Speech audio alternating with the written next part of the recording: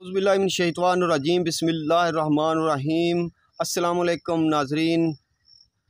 पाकिस्तान के अंदर दो तीन बड़ी अहम जो है वो डेवलपमेंट हुई हैं, उसका हम आज ज़िक्र करेंगे और उसके पीछे जो अवामल हैं उसको जांचने की कोशिश करेंगे और कोशिश करेंगे कि जो चीज़ें हैं उनको सामने लेकर आने की कोशिश करें। ये चीज़ें तमाम आप मुख्तलिफ़ टीवी चैनल्स पर और सोशल मीडिया के मुख्तलिफ़ प्लेटफॉर्म से आप तक पहुंचती रहती हैं। हर किसी का अपना नुक्ता नज़र होता है और मैं अपने नुक्ता नज़र से बात करने की कोशिश करूंगा। सबसे पहले नाज़रीन से गुजारिश होती है हमेशा के चैनल को ज़रूर सब्सक्राइब कर दिया करें और उसके साथ जो घंटी का बटन है उसको दबा दिया करें ताकि जो भी वीडियो हो आप तक उसका नोटिफिकेशन पहुंच जाया करे। और दूसरा जो है वो अपनी कीमती आरा से हमें ज़रूर नवाजा करें और आप अपनी गुफ्तगू जो है वो अपना व्यू जो है वो ज़रूर दिया करें ताकि हमें सीखने का मौका मिले। आप जो जो देखने वाले होते हैं, जो वॉच करते हैं, वो बड़ी बरीकबीनी से चीज़ों को सोचते हैं तो बड़ी मदद मिलती है उससे। सबसे पहले बात करेंगे कि कल जो है वो यूरोपीय यूनियन की जो सफ़ीर हैं उन्होंने एक गुफ्तगू की है पाकिस्तान के बारे में। उन्होंने कहा है कि एक तो उन्होंने कहा कि कुछ ज़ाब्ते हैं उनको पूरा करने की ज़रूरत है पाकिस्तान को, तो रिन्यू करना है GSP प्लस पाकिस्तान को जो स्टेटस मिला हुआ है। इस गुफ्तगू को यहाँ रोक कर मैं सबसे पहले जो है वो हम कोशिश करते हैं जानने की कि ये GSP है क्या। जनरलाइज सिस्टम ऑफ प्रीफरेंसेस इसको ये कहते हैं। ये उन मुल्कों के की ट्रेड के लिए कोई चीज़ एक प्रोग्राम रखा हुआ है यूरोपीय यूनियन ने, जिनके अंदर जो है वो थर्ड वर्ल्ड जिसको कहा जाता है, इसमें कुछ अफ्रीकी ममालिक हैं, साउथ एशिया के बहुत सारे ममालिक इसके अंदर शामिल हैं, इसके अलावा भी कुछ ममालिक इसके अंदर शामिल हैं। इसकी तीन मुख्तलिफ लेवल हैं। इसके पाकिस्तान लेवल 3 के अंदर है जिसको GSP प्लस कहा जाता है। GSP प्लस एक्चुअल उन ममालिक के लिए होता है कि आप अपनी गुड्स जो है वो जब कोई भी चीज़ अगर आप एक्सपोर्ट करते हैं यूरोपीय यूनियन के अंदर तो वो आपकी गुड्स जो है वो विद आउट ड्यूटी, या अगर आप ड्यूटी आपने पे करनी है तो वो बहुत सी माइनर सी ड्यूटी होती है, वो पे करके आप जो अपनी गुड्स हैं वो आपकी चीज़ें हैं वो यूरोपीय यूनियन के किसी भी मुल्क के अंदर जो है वो बेच सकते हैं। वजह ये होती है कि ऐसे ममालिक हैं जिनके पास तेल है, गैस है और उन ममालिक की जो इंडस्ट्री है, क्योंकि वहाँ पर जो प्रोडक्ट तैयार की जाती हैं उनकी मैन्युफैक्चरिंग कॉस्ट जो होती है वो बहुत कम होती है। और Pakistan, India, Sri Lanka, Bangladesh, Vietnam, Thailand, इन जैसे जो ममालिक हैं जहाँ पर जो है वो एनर्जी के जो क्राइसिस हैं वो चल रहे हैं, बिजली का मसला, इसके साथ जो है वो गैस की भी प्रॉब्लम है। तो महंगी बिजली होती है। जब महंगी बिजली से कोई चीज़ प्रोडक्ट तैयार की जाती है तो उसकी मैन्युफैक्चरिंग कॉस्ट जो है वो बढ़ जाती है।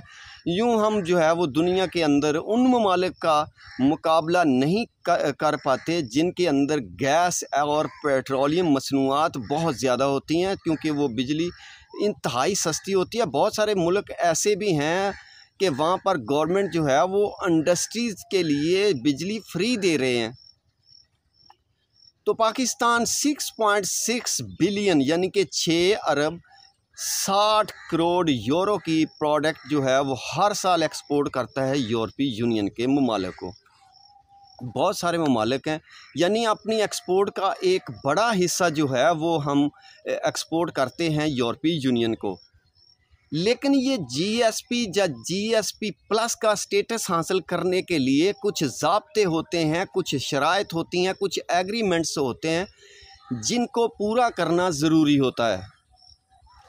आपके मुल्क के अंदर जो है वो देखा जाता है कि आप कितना जो है वो कानून के ऊपर अमलदारी करते हैं। आप के अंदर जो है वो इंसानी हकूक़ के हवाले से जो है वो कैसा क्या स्टेटस है। उसके अलावा जो है वो जमहूरियत के फ़रोग़ के लिए आप किस तरह काम कर रहे हैं। इस तरह की बहुत सारी चीज़ें होती हैं जो एग्रीमेंट्स होते हैं उसके ऊपर साइन करने पड़ते हैं। ये ज़ाब्ते पूरे करने के बाद ये स्टेटस जो है ये हम जैसे पाकिस्तान या इंडिया, श्रीलंका, बांग्लादेश जैसे मुल्कों को इस तरह के स्टेटस मिलते हैं। तो मौजूदा तनाज़र में अगर देखते हैं तो यूरोपीय यूनियन के सफ़ीर जो हैं उनका बयान इंतहाई अहमियत का हामिल है, क्योंकि पाकिस्तान का GSP+ का जो स्टेटस है वो अब रिन्यू होना है और पाकिस्तान के अंदर जो है वो इंसानी हकूक़ की पामाली की जा रही है। पाकिस्तान के अंदर एक बहुत बड़ा क्रैकडाउन जो है वो हो रहा है और इसी का जिक्र किया यूरोपीय यूनियन की सफ़ीर ने, जो पाकिस्तान के लिए बड़ी अलार्मिंग पोजीशन है। अगर हम उन शराइत को पूरा नहीं करते तो फिर पाकिस्तान के लिए मुश्किलात हो सकती हैं। उन्होंने ये कहा है कि अगर पाकिस्तान के अंदर जिस तरह का PTI के ख़िलाफ़ क्रैकडाउन चल रहा है, और उन्होंने फ़ौजी अदालतों के बारे में सिर्फ बात नहीं की, उन्होंने इंसदादे दहशतगर्दी की जो अदालतें हैं उन्होंने कहा कि वहाँ भी जो मतलब केसेस चल रहे हैं उनके ऊपर भी अपने तहफ़्फ़ुज़ात का इजहार किया। और उन्होंने कहा कि हम इसको इस तरह देख रहे हैं जिस तरह यूरोपीय यूनियन की जो पार्लियामेंट है उसके मेंबरान जो हैं उनके ख़िलाफ़ जो है ये सारा कुछ हो रहा है। इस तरह उन्होंने तशबीह दी चीज़ों की। साथ उन्होंने ये कहा कि कुछ ज़ाब्ते हैं जो पाकिस्तान को पूरे करने हैं, कहीं ऐसा ना हो कि पाकिस्तान की जो तजारत है यूरोपीय यूनियन के लिए वो रुक जाए। और हम नहीं चाहते कि पाकिस्तान का जो सनतकार है उसके लिए मुश्किलात पैदा हों और पाकिस्तान की जो लेबर है जो उसके लिए जो है हालात मुश्किल ना हों, क्योंकि यूरोपीय यूनियन के लिए पाकिस्तान की जो सबसे बड़ी एक्सपोर्ट है वो टेक्सटाइल की एक्सपोर्ट है। और टेक्सटाइल के शोबे के साथ इस वक्त पाकिस्तान में करोड़ों लोग जुड़े हुए हैं। बिलवास्ता या बिलावास्ता टेक्सटाइल के साथ जो है वो बड़ा गहरा रिश्ता है पाकिस्तानियों का। तो ये एक तरह से वार्निंग दी गई है और एक तरह से कहा गया है कि आप इंसानी हकूक़ की पामालियों को बंद करें। इसी तरह की जो है IMF ने भी यही कहा है। IMF ने तो प्रोग्राम को इस तरह तश्कील दिया है कि गोया उन्होंने कुछ शराइत आयद कर दी हैं इलेक्शन की, मतलब जो वो 3 अरब के जो हमारा जो लोन अभी जो जिसका जो स्टाफ लेवल का जो मायदा हुआ है 9 महीने के लिए 9 माह के लिए वो हमें बेल आउट पैकेज मिला है, उसमें $1 अरब जो है वो अभी हमें मिलेगा, यानी कि मौजूदा हुकूमत अच्छा 3 महीने के बाद यानी कि जब केयर टेकर सिस्टम होगा $1 अरब उनको मिलेगा। $1 अरब उसके इलेक्शन के नतीजे में जो हुकूमत आएगी $1 अरब उनको मिलेगा, यानी उन्होंने चीज़ों को मशरूत कर दिया है। इस पर बड़ी जो है वो सोचने की ज़रूरत है। दुनिया इन चीज़ों पर जो है वो नज़र रखे हुए है और पाकिस्तान के जो अदारे हैं उनको सोचना चाहिए कि जो हम गलतियां कर रहे हैं, अक्सर आप जो है वो कोई फ़िल्म देखते हैं तो उसके अंदर जो है वो एंड पे होता ये है कि जो विलन होता है उसको सज़ा जब मिलती है तो वो माफ़ी मांगता है और आइंदा से वो गुनाह ना करने की तौबा करता है, वो गलतियां ना दोहराने की तौबा करता है, जो उस फिल्म के अंदर दिखाया जाता है। हमने कभी तौबा नहीं की, हम गलती दर गलती किए जा रहे हैं। जो गलतियां हमसे सरजद हो चुकी हैं उन गलतियों का हमने कभी अहाता नहीं किया कि ये हमसे कैसे सरजद हुई, और आगे से हम ताइब भी नहीं होते कि दोबारा ऐसा नहीं होता। हम एक गलती करते हैं फिर उसी तरह की गलतियां करते जाते हैं। तो आज जो है वो दुनिया के अंदर से जो है वो पाकिस्तान के लिए आवाज़ें उठ रही हैं। पाकिस्तान का जो मईशत का जो निज़ाम है उस निज़ाम के अंदर जो है वो ख़राबियों की निशानदेही की जा रही है, क्योंकि पाकिस्तान की बहुत सारी चीज़ें जुड़ी हुई हैं। यूरोपीय यूनियन या अमेरिका, ये 2 बड़े जो हैं वो इम्पोर्टर हैं। पाकिस्तान की जो टेक्सटाइल की इंडस्ट्री है ये सबसे बड़े एक्सपोर्टर यहीं पे हैं और उन्हीं की बातों को हमें मानना पड़ता है। आप यकीन करें, आपने बहुत सारे ऐसे एग्रीमेंट्स किए होते हैं, आप उनसे भाग नहीं सकते। दूसरा जो है वो शहबाज शरीफ साहब ने एक ऐसी बात की है, ऐसी उन्होंने जो है वो बयान दिया है जिसने पाकिस्तान के अंदर एक हिजानी कैफियत पैदा कर दी है। पाकिस्तान का जो लोग हैं वो इस वक्त बहुत ज़्यादा परेशान हैं, बहुत ज़्यादा खौफ का जो है वो आलम इस बयान के बाद बन चुका है पाकिस्तान के अंदर। उन्होंने कहा कि इमरान खान पर उन्होंने इल्ज़ाम लगाया कि इमरान खान असैसिनेशन यानी कि chief of the army staff की असैसिनेशन चाहते हैं, और वो सोशल मीडिया पर एक कैंपेन लॉन्च किए हुए हैं और उस कैंपेन से लोगों के अंदर ये चीज़ें की जा रही हैं कि असल में वो शाहीन सफ़ाई साहब हैं, उनके एक बयान का हवाला था, उससे जो है वो शहबाज शरीफ ने कुछ नतीजे अख़ज़ किए हैं। तो मैं ज़ाती तौर पर ये समझता हूँ कि इस चीज़ की जांच होनी चाहिए, इसके ऊपर इन्वेस्टिगेशन होनी चाहिए। ये कोई मामूली बात नहीं है, ये बहुत बड़ी बात है, ये बड़ी अलार्मिंग बात है जो शहबाज शरीफ साहब ने की है। इसके ऊपर ज़रूर इन्वेस्टिगेशन होनी चाहिए। इमरान खान साहब ने कल जो है वो अमेरिकी डॉक्टर्स के साथ डलास में जो वीडियो लिंक के ज़रिए जो ख़िताब किया, उन्होंने वो बात की है। उन्होंने कहा जी कि लास्ट वार्निंग है ये, मतलब मैं वाज़े कर देना चाहता हूँ शहबाज शरीफ पर कि आप इस तरह के हथकंडों से आप अपने मज़मून जो अज़ाइम हैं उसको आप आया तकमील तक नहीं पहुँचा सकते। यानी कि कहा यह जा रहा है पीटीआई की तरफ से कि ये पीटीआई को दबाव में लाने के लिए बयान दिया गया है, हकीकत से इसका तल्लुक़ नहीं है। लेकिन पीटीआई को चाहिए कि इस बयान के लिए ज़ोर दे कि इसकी इन्वेस्टिगेशन ज़रूर होनी चाहिए।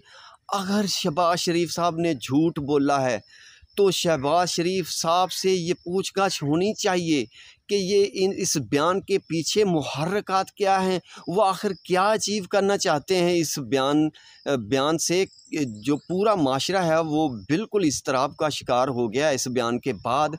आखिर कुछ ना कुछ वो हासिल करना चाहते हैं ना। दूसरा उन्होंने कहा कि जी 9 मई का जो वाक़या है, उस वाक़यात के जो बेनिफिशरी हैं, जिन्होंने फ़ायदा उठाया और फ़ायदा उठा रहे हैं, वो कौन लोग हैं? शहबाज शरीफ साहब से पूछा, बड़ा वैलिड सवाल था। तो इसके ऊपर इन्वेस्टिगेशन ज़रूर होनी चाहिए। और तीसरा कि हम एक मुख्तसर सी जो है वो गुफ्तगू जो है वो गवादर की अहमियत पर जो है वो करना चाहते हैं। जिस तरह हम जो है वो अरसा दराज से 10-11 साल से 10 साल हो गए हैं सी पैक के इस मंसूबे को आए हुए, चीन पाकिस्तान इकनॉमिक कॉरिडोर। तो हम एक बात सुनते आ रहे हैं कि जैसे चीन ने को बहुत बड़े एहसानात पाकिस्तान पर किए हैं, मतलब पाकिस्तान का इसके ऊपर कोई रोल नहीं है। मतलब मैं ये नहीं कर रहा कि पाकिस्तान और चीन के दरमियान इंतहाई ज़बरदस्त किस्म की दोस्ती है और ये इंशाल्लाह हमेशा रहेगी। लेकिन हमें ये फ़ील करवाया जा रहा है कि पाकिस्तान की जो है वो बहुत ज़्यादा हेल्प जो है वो चाइना कर रहा है, लेकिन बदले में पाकिस्तान उसको कुछ नहीं दे रहा। तो मैं कुछ हक़ाइक़ आपके सामने लाना चाहता हूँ। चाइना इंतहाई मशरक़ के अंदर है, चाइना की जो बंदरगाहें हैं, जो पोर्ट्स हैं उनकी, जिससे वो दुनिया के अंदर तिजारत करता है। यानी आप अगर देखते हैं चाइना से यूरोप के अंदर, गल्फ़ के ममालिक के अंदर या अमेरिका के अंदर, चाइना जब कोई चीज़ें एक्सपोर्ट करते हैं, कोई भी तिजारत करते हैं, तो वो बरास्ता गवादर ही होती है। यानी कि गवादर बिल्कुल टक्कर पे है। गवादर से 32 दिन का सफ़र है चाइना की बंदरगाहों का। जब आप चाइना की बंदरगाहों पर वो कार्गो लेके जाते हैं, जब पेट्रोलियम मसनूआत लेके जाते हैं, तो वहाँ से 12-12, 13-13 दिन का चाइना के मुख्तलिफ़ इलाकों का सफ़र है। क्योंकि चाइना बिग कंट्री, बहुत बड़ा मुल्क है, 91 या 92 लाख मुरबा किलोमीटर उसका रकबा है, तो बहुत फैला हुआ मुल्क है। ये इसलिए ज़रूरी है कि जो साउथ चाइना सी है, वहाँ पर कुछ प्रॉब्लम्स हैं। चंद साल पहले जो है वो फ़िलिपीन जो है वो जो आलमी अदालत इंसाफ है वहाँ पर ये केस लेकर गया कि जनाब चाइना ने जो उनके सामने यानी साउथ चाइना सी के अंदर जो जजीरे हैं वहाँ पर कब्ज़ा किया हुआ है और वहाँ पर अपनी जो है वो मिलिटेंट जो एक्टिविटी है वो कर रहे हैं। वहाँ कुछ अरसे के बाद फ़ैसला आया। फ़ैसला ये था कि चाइना जो है वो फिल फॉर इन तमाम जज़ायर को खाली करे, लेकिन चाइना ने ऐसा करने से बिल्कुल इनकार कर दिया। अब वियतनाम या थाईलैंड है, वहाँ पर क्या नाम है, फ़िलिपीन है, इनकी पुश्तपनाही अमेरिका कर रहा है और वहाँ पर छोटी मोटी झड़पें हो रही हैं और ये झड़पें किसी भी वक्त एक बड़ी जंग में बदल सकती हैं। जब इस पूरे रीजन के अंदर साउथ चाइना सी के अंदर जब अगर जंग होती है तो चाइना ब्लॉक हो सकता है। चाइना के पास मुतबादल और कोई रास्ता नहीं है।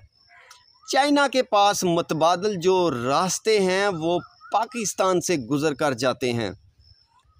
यानी कि ग्वादर से अगर आप चाइना जाते हैं बाय सी, जहाज़ 32 दिन में पहुंचता है और ज़ाहिर है उसका सी फ्रेट जो किराया होता है वो भी फिर बहुत ज़्यादा होता है, कॉस्ट बड़ी पड़ती है। दूसरा 32 दिन का सफ़र तय करना पड़ता है और फिर वहाँ से चाइना की बंदरगाहों से 10-12 दिन या 14-14 दिन के फासले पर उनके कुछ शहर हैं। अगर वो पेट्रोलियम मसनूआत ईरान से लेते हैं तो ग्वादर से महज 6 दिन की दूरी पर जो है वो चाइना का बॉर्डर है। यानी कि वो बाय रोड अगर कोई प्रोडक्ट कोई चीज़ें लेके जाते हैं, पेट्रोलियम मसनूआत लेके जाते हैं तो तकरीबन 12-14 रुपये पर 1 लीटर के ऊपर जो है वो उनको एक्स्ट्रा जो है उनको चार्जेस पड़ रहे हैं। जब वो ब्रास्ता ग्वादर लेके जाएंगे तो ये सारा जो है वो उनको बचत होगी। चाइना में बैठे हुए जो थिंक टैंक है वो इतने बेवकूफ़ नहीं हैं जो पाकिस्तान के अंदर इतनी बड़ी सरमायाकारी जो है वो करना चाहते हैं।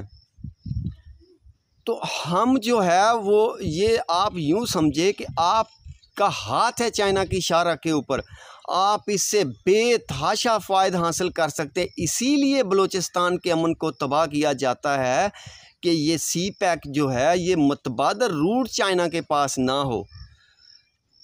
तो इसी वजह से गल्फ़ के कुछ ममालिक नहीं चाहते कि ये सी पैक मुकम्मल हो, ग्वादर की जो बंदरगाह है वो ऑपरेशनल हो। इसी तरह यूरोप या अमेरिका के अंदर भी कुछ ममालिक नहीं चाहते। तो हमें जो है वो जंगी बुनियादों पर सी पैक पर जो है वो काम मुकम्मल करवाना चाहिए, क्योंकि ये हमारी बका के लिए इंतहाई ज़रूरी हैं। आप यकीन करें 2500 अरब डॉलर की सालाना एक्सपोर्ट है चीन की, हमारी 28 अरब डॉलर की हैं। अगर ग्वादर के रास्ते 500 अरब डॉलर की एक्सपोर्ट चाइना करता है तो आप गौर करें कि यहाँ कितने लोगों को जो है वो रोज़गार मिलेगा, कितनी ट्रांसपोर्ट पाकिस्तान के रास्तों से गुज़र कर जो है वो चाइना में जाएगी, कितने वेयर हाउसेस वहाँ पर बनेंगे, कितने सरमायादार जो हैं वो वहाँ पर आएंगे, कितनी इंडस्ट्री वहाँ पर लगेगी। पाकिस्तान में शिपिंग के कारोबार जो है उसके अंदर कितनी जो है वो ग्रोथ होगी, पाकिस्तान की इकॉनमी जो है वो कितना ज़बरदस्त तरीके से ग्रोथ कर रही होगी। और दूसरा जो सिक्योरिटी के मसाइल हैं वो पाकिस्तान के हल होंगे। इन तमाम चीज़ों पर गौर करने की ज़रूरत है। ये तमाम मंसूबे सियासत की नज़र नहीं करने चाहिए। जिस तरह पिछली हुकूमत ने उससे पिछले वाले लोगों पर इल्ज़ामात डाल दिए और अब जो हुकूमत है उन्होंने पीटीआई पर कुछ इल्ज़ामात डाल दिए, बिल्कुल नहीं होना चाहिए। ये मंसूबे सियासत से बालातर होने चाहिए। ये पाकिस्तान के लिए इंतहाई ज़रूरी है। ML1 का मंसूबा, इसके ऊपर फिजिबिलिटी रिपोर्ट बन रही थी, उसका क्या बना, उसके ऊपर काम शुरू होना चाहिए ताकि ट्रेन का रास्ता जो है वो चाइना के लिए एक बड़ा रूट जो है वो खुल सके।